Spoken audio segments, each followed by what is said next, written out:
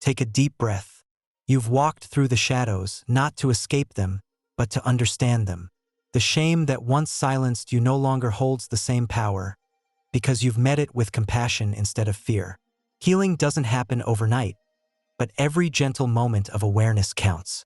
Each time you choose kindness over criticism, presence over avoidance, you rewrite your story. So tonight, when silence finds you, place your hand on your heart and whisper, "I'm safe. I'm healing. I'm allowed to love myself again." And that's where freedom begins, quietly, within you. Shame doesn't start in adulthood. It's planted quietly, often in moments so small we barely remember them. A harsh word from a parent, a teacher's disappointed glance, a time you were laughed at for showing emotion. These moments sink deep into your nervous system and whisper something that feels true: you're not enough. From then on, you begin to shape yourself around that belief. You try to be good, perfect, agreeable, anything that keeps you safe from rejection. But that's the cruel trick of shame. It convinces you that love must be earned by erasing parts of yourself, that the only way to belong is to hide. And so you begin to wear masks. You say, "I'm fine," when you're breaking inside. You overachieve to prove worth. You shrink your joy so no one calls you too much. You silence your truth so no one walks away. It's not weakness, it's survival. Because somewhere along the line, you learned that being fully yourself came with a cost. Shame becomes the quiet voice in your head that says, "Don't try, don't speak, don't be seen." It builds invisible walls around your spirit, convincing you that if people knew the real you, they'd leave. And even when no one else is judging you, you still feel watched by your own inner critic. That's why shame is so powerful. It doesn't need anyone else to punish you. It trains you to do it yourself. It becomes self-sustaining, replaying old fears in new situations, keeping you trapped in cycles of hiding and pretending. But here's the truth. Shame isn't who you are. It's a memory, a defense mechanism created when you were too young to protect yourself any other way. It was your mind's way of saying, "Let's stay small so we don't get hurt again." And the moment you see it for what it really is, protection, not identity, you begin to loosen its grip. You start to realize there was never anything wrong with you. You just learned to survive in a world that didn't always feel safe to be yourself in. That awareness is the first crack in shame's armor. Shame doesn't just live in your thoughts. It lives in your body. It hides in your posture, your breath, your tone when you speak.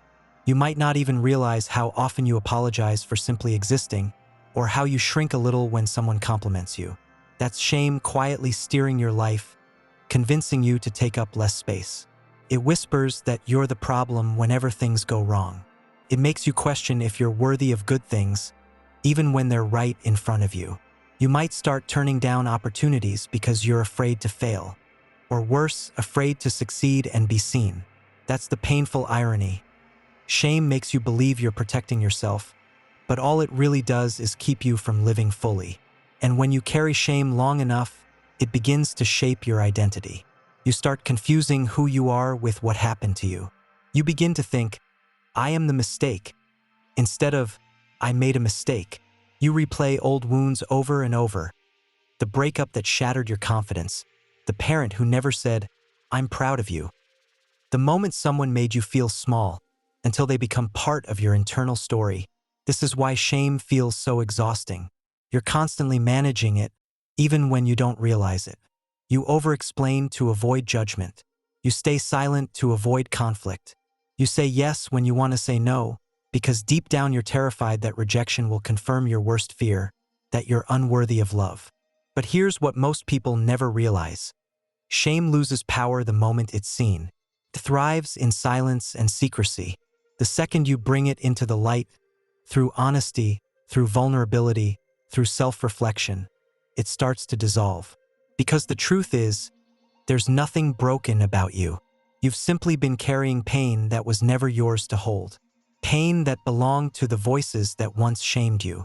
And the moment you recognize that, you begin to separate your worth from your wounds. You start to remember who you were before shame taught you to hide. And that memory, that glimpse of your true self, is the beginning of freedom. Healing shame doesn't happen by running from it. It begins when you finally turn around and face it, not with anger or judgment, but with quiet curiosity. You can't heal what you keep pretending doesn't hurt. Start by noticing when shame shows up in your daily life. Maybe it's that sudden rush of heat in your chest when someone corrects you, or the way your mind replays old mistakes at night, as if punishing you will somehow make you better. That's your inner protector speaking, the part of you that learned a long time ago that being wrong or too much wasn't safe. Instead of pushing that feeling away, pause and ask, what are you trying to protect me from? You might be surprised by the answer. It could whisper, I'm scared they'll leave, or I don't want to disappoint anyone again. That's when you realize shame was never your enemy. It was your body's way of trying to keep you safe in a world that once made you feel unsafe. The problem is, those old rules don't fit the person you are now.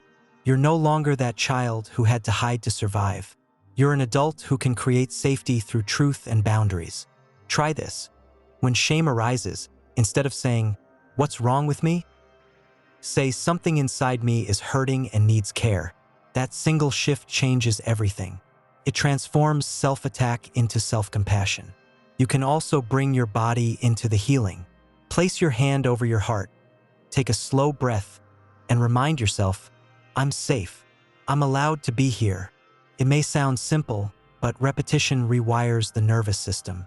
Your body learns that being seen isn't dangerous anymore. And when you share your truth, even with one trusted person, you start to break the silence that shame depends on. Because every time you speak from the heart, every time you refuse to shrink, shame loses a little more of its grip. Healing isn't about erasing the past. It's about creating a new relationship with it.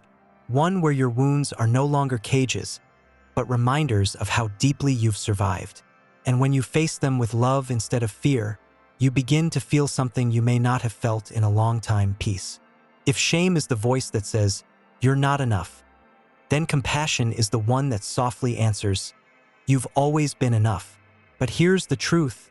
Self-compassion isn't something that just appears. It's something you learn to practice moment by moment, especially when it feels hardest. Think of how easily you comfort someone you love when they make a mistake. You'd never call them worthless.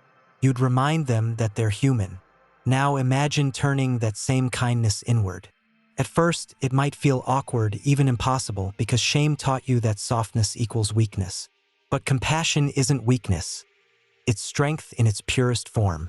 It's the courage to hold your pain without letting it define you. Start by paying attention to your inner dialogue. Notice the tone you use when you talk to yourself. Do you sound like a critic or a caretaker? When you catch yourself spiraling into harsh thoughts, "I'm a failure. I always mess things up," pause. Place your hand on your heart and ask, would I say this to someone I love? If the answer is no, reframe it. I'm learning. I'm healing. I'm trying. And that's enough for today. Self-compassion doesn't erase responsibility. It simply allows you to take it without self-destruction. It helps you repair instead of punish, learn instead of hide. Because when you're gentle with yourself, your nervous system relaxes. The walls you built to protect yourself start to soften. And in that softness, growth finally becomes possible. Here's something to try.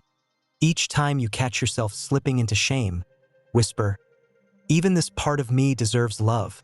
Do it again tomorrow, and the next day. Over time, that simple sentence starts to rewrite the script you've lived with for years. The truth is, compassion is the medicine shame never wanted you to find. It's what turns pain into wisdom and survival into freedom. When you learn to offer yourself what you once needed from others, patience, forgiveness, tenderness, you stop searching for healing outside yourself. Because real healing begins the moment you remember, you were never broken. You were only waiting to be met with love. Take a deep breath.